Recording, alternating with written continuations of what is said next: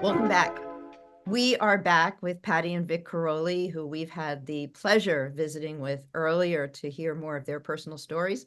But right now we are going to continue with a particular project that Vic is involved with that I believe everyone should hear about. It's called Remember, the story of Abe Price.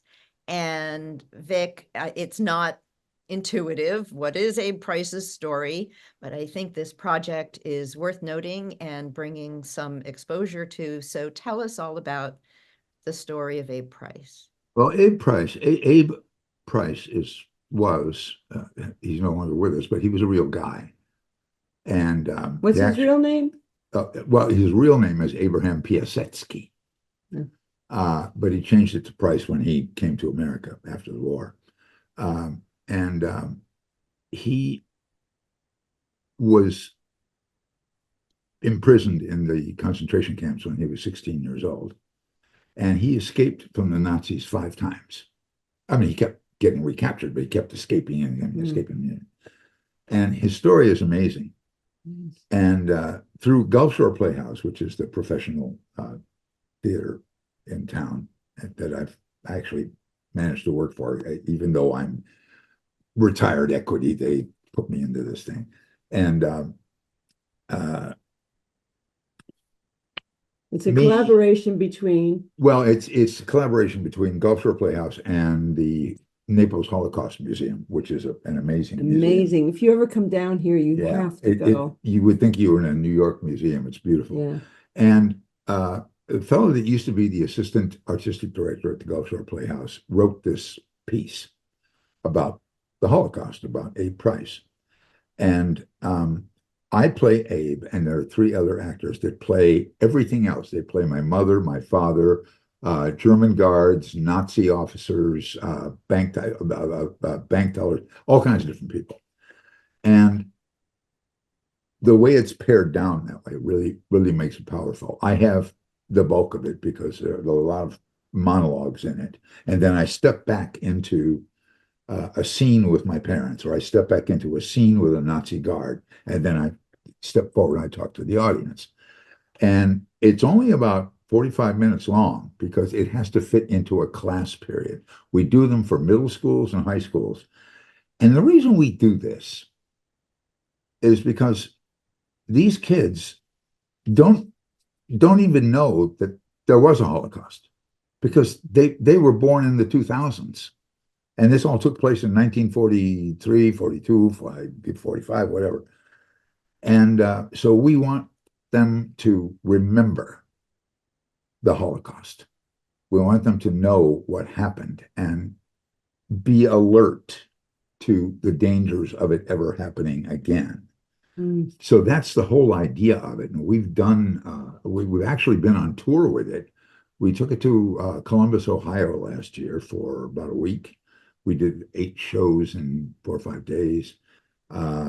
We've been to, this year we've been to over West Palm, over on the other side of Florida for a few days.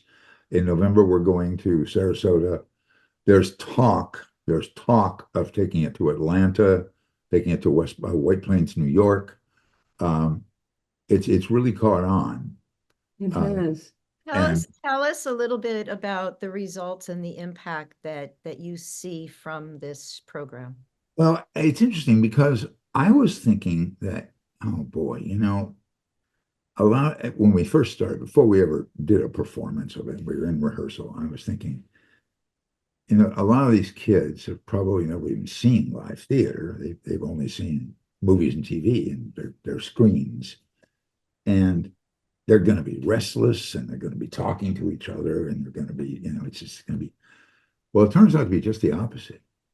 As soon as we come out, these kids are absolutely rapt. They're like this. Now, it may be just because we're up there live, I don't know, and they've never seen, live actors on stage. But even some of the schools which are on the urban side, shall we say, even those kids are, I mean, we got them in the palm of our hands. They are absolutely fascinated by this story.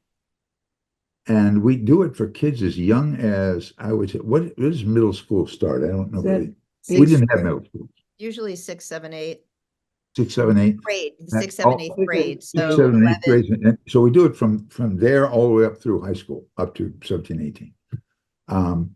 We also sometimes do it for a synagogue, which is interesting because if we do it for a synagogue locally, I call my friends and I say, listen, if you want to see it, you can just, walk in the door because there's no admission charge. That's the only ones we can go to because, because the other ones are schools. If they're schools, you can't get into the school. So people who are local to one of these programs are invited to attend for free. Absolutely. Yeah. And how can they find it? Is it online or how is it advertised? But if you go on gulfshoreplayhouse.com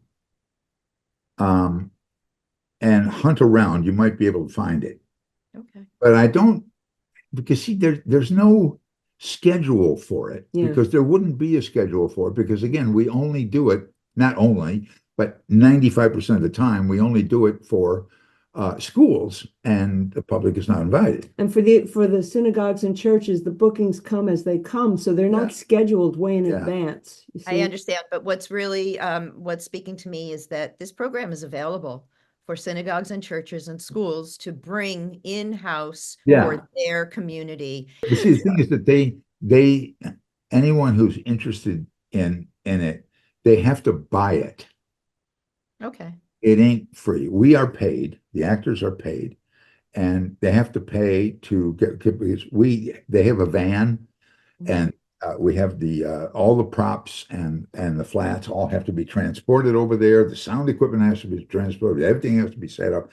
So they have to pay to bring this over. To use the show. When we brought it to Columbus, it was very expensive because they had to fly us up there.